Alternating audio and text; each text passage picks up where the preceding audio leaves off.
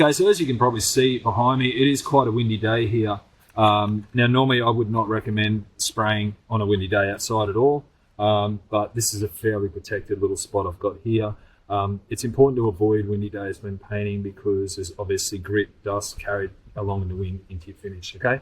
So I'm just going to explain what I'm doing before I start doing it, because obviously I'll be wearing a mask.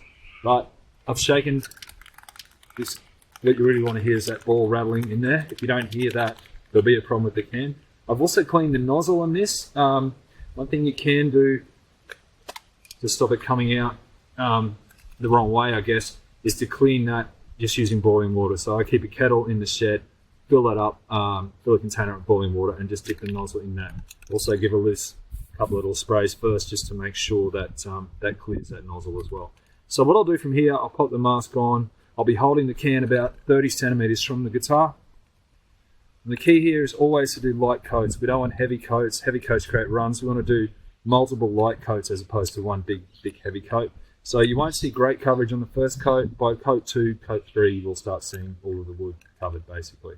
Okay, so just remember, we're going to work in strips coming down from the top, then we'll turn, do the sides, and then do the back. Okay, can on a slight angle, 30 centimeters from the guitar.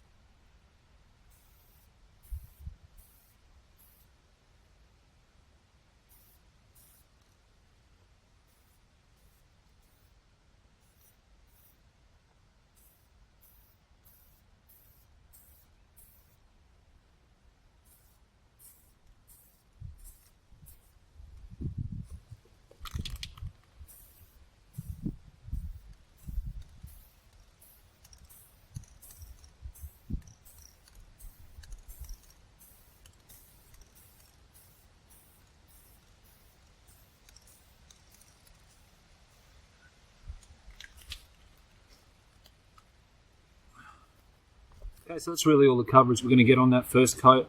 Now I'll let that dry for about 45 minutes, come back and do the second